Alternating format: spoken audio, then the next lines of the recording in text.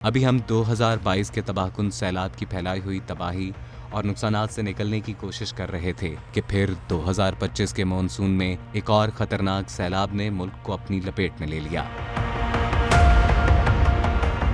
इक्तिसादी माहिरीन और पाकिस्तान इकनॉमिक सर्वे के मुताबिक 2025 के तबाहकुन सैलाब से 822 अरब रुपए का मुआशी नुकसान हुआ। 1039 अफराद जाँ बहक हुए, जबकि 40 लाख से जायद अफराद बेघर हो गए। इस गैर मामूली कुदरती आफत ने मुल्क की मईशत को शदीद धचका पहुंचाया, जिसके बायस हुकूमत को हकीकी GDP की शरह-नमू का हदफ, जो पहले 4.2% मुकर्रर किया गया था, कम करके 3.5 से 3.9% के दरमियान लाना पड़ा।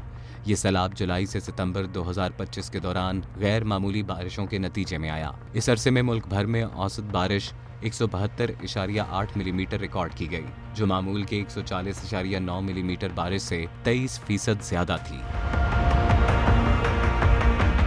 सैलाब से मुल्क भर में 307 अरब रुपए का नुकसान बुनियादी ढांचे को पहुंचा। इसमें 187 अरब रुपए सड़कों के नेटवर्क, 91 अरब रुपए रिहायशी मकानात, जबकि 28 अरब रुपए से जायद पुलों, आबी ढांचे और तवानाई के निज़ाम को पहुंचने वाले नुकसानात शामिल हैं।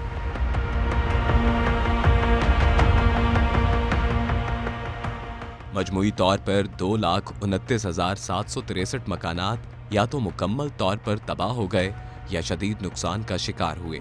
देखना यह है कि बड़े पैमाने पर इस तबाही की वजूहात क्या हैं। 25 में ना लानीना था ना एल नीनो था। 25 में सिर्फ मानसून बे ऑफ बंगाल से उठी है और उसके बादलों ने तबाही मचाई है। क्यों?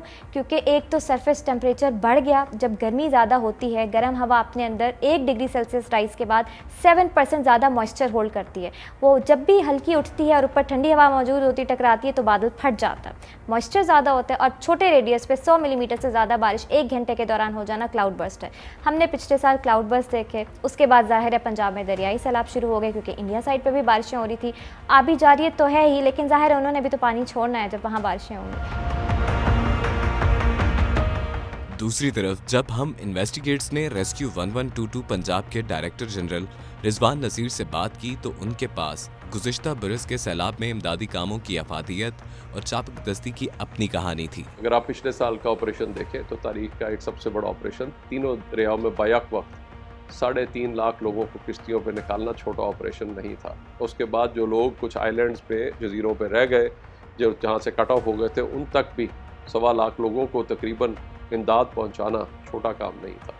तो वहाँ पे भी जो है पेट्रोल की और दूसरी सारी फराहमी जो है वो यकीनी बनाई गई। ना सिर्फ ये, बल्कि जब होता है हमारे करीब के अजला या दूसरे सूबों को भी हम साथ साथ हेल्प कर रहे होते हैं, तो इसलिए यहाँ तक जो है हमने वो असिस्टेंस का निज़ाम रखा है। और बाकायदा जो वहाँ पे ज़िले इंतज़ामिया है वो इस फ्यूल को यकीनी बनाती है और बाकायदा एक चेन है जिसको मेंटेन किया जाता है ताकि उसको जो है वो साथ साथ ये चीज़ें वहाँ पे मुयस्सर हों। पिछले साल मैं इसको ऐसे देखता हूँ कि बहुत सारी जगहों पे गफलत या जानबूझ के किसी ने नहीं किया। ये क्योंकि अनएक्सपेक्टेड था। आपका कैचमेंट एरिया में बहुत बारिश हो गई, मल्टीपल आपके दरियाओं में एकदम पीक आ गई, इकट्ठा सैलाब आया।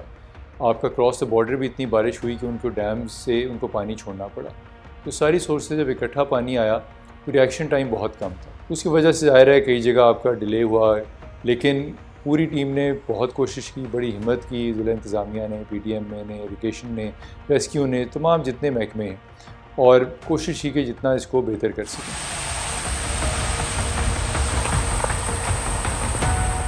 रवां बरस पाकिस्तान भर में तूफ़ानी बारिशों और सैलाब से अब तक 106 अफराद के जाँ बहक और 360 से जायद के जख्मी होने की इतलात हैं। अभी तक सबसे ज्यादा जानी नुकसान खैबर पख्तूनख्वा में हुआ है, जहां 55 अफराद जान की बाजी हार गए। पंजाब में 36, आज़ाद जम्मू और कश्मीर में 7, बलूचिस्तान में 6, सिंध में 1 और गिलगित बल्तिस्तान में 1 शख्स के जाँ बहक होने की इतलात हैं। 100 से जायद मकानात को नुकसान पहुंचा है और 200 से जायद मवेशी हलाक हो चुके हैं। जंग का शुमार पंजाब के उन इजला में होता है जहाँ पर हर साल सैलाबी सूरत हाल होती है। इस बार भी जो है वो 1,94,000 क्यूसेक करेला जो है वो जंग में आया, जिससे 100 से ज़ायद देहात जो है वो डूब गए। इमदादी सरगर्मियाँ जो है उसका आगाज़ किया गया। रेस्क्यू की जो पोस्ट थी वो कायम की गई। 13 मकामात पर फ्लड रिलीफ कैंप्स जो हैं वो कायम किए गए। 2,000 से ज़ायद अफराद को महफूज मकामात पर मुंतकिल किया गया, जबकि खड़ी जो फसलें हैं वो किसानों की मुतासर हुई, जिसमें जो है वो सैकड़ों एकड़ पर काश फसल धान की थी, गन्ने की फसल काश थी, चारा इन इलाकों में काश किया जाता था, जो मुतासिर हुआ है। घर सैलाबी पानी में डूबे हुए हैं। इस दफ़ा कैजुअलिटी रेट उतना ज़्यादा नहीं है जितना पिछले साल था। 55% हाउस कोलैप्स की हैं, यानी कि घर की छत गिरी है। तो जो नदी नालों में बह जाते थे, जो सैलाब से बह जाते थे, वो पॉलिसीज़, वो टूरिज़म पुलिस, पुलिसिंग, उन गाइडलाइंस वहाँ पर आप मीडिया की मदद से लोगों को बता दिया गया है और लोग उन वाटरवेज से दूर हैं, लो लाइन एरियाज से दूर हैं, जिसकी वजह से इस दफ़ा आप देख रहे हैं कि ये कैजुअलिटीज़ उस तरह नहीं हो रही हैं। ताज़ा तरीन सूरत हाल कुछ यूं है। दरियाए चनाब में मराला, खानकी और कादराबाद के मुकामात पर निचले दर्जे का सैलाब है और पानी की सतह बुलंद हो रही है। दरियाए रावी में लाहौर और शेखुपुरा के मकामात पर निचले दर्जे का सैलाब है। दरियाए सिंध में कालाबाग, चश्मा, तौंसा और गुडू बैराज के मुकामात पर पानी का बहाव निचले दर्जे के सैलाबी जोन में है। अभी तक जो वाटर लेवल्स हैं वो लो टू मीडियम लेवल्स पे जो फ्लड का गेज है वहाँ तक रिपोर्ट हुए हैं। जेलम से जो हाईएस्ट रेला गुजरा है वो 2,45,000 क्यूसेक का था और वो हेड क्रीमों पे जाके वो 1,90,000 के करीब गया और अब पानी जो है वो रिसीड हो रहा है। इसमें जंग में तकरीबन 103 मौजाजात जो हैं वहाँ पे वहाँ की फसलों के अंदर पानी जो है वो आया और वो 1 से 3 फुट तक की हाइट थी जितना पानी आया है। तो कोई ऐसी सूरत हाल नहीं थी कि किसी किस्म की जानी या माली नुकसानात हों। हमें जो अर्ली वार्निंग सिस्टम के तहत इरिगेशन डिपार्टमेंट और पीडीएमए की तरफ से जो इत्तलात मौसूल हुई कि एक 2,45,000 क्यूसेक का पानी का रेला जो है दरिया चनाब में जो चिन्योट ब्रिज से त्रीमू की तरफ आ रहा है और जिसकी वजह से जो इर्द गिर्द के एरियाज हैं वहाँ पे पानी खड़ा हो सकता है और पानी जो आबादियों तक आ सकता है। हम लोगों ने अपनी डिप्लॉयमेंट 24 तारीख को 13 पॉइंट तक बढ़ा दी।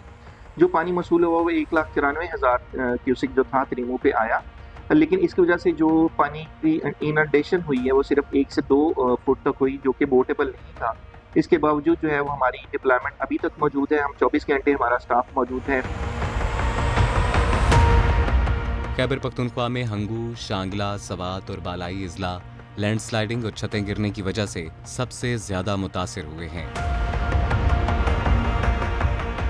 पंजाब में गुजरात, ओकाड़ा, नारोवाल, सियालकोट और सरगोदा के इजला बारिशी नदी नालों बसंतर और नाला पलकूत उग्यानी का शिकार हैं और पानी देहात और कस्बात में दाखिल हो चुका है।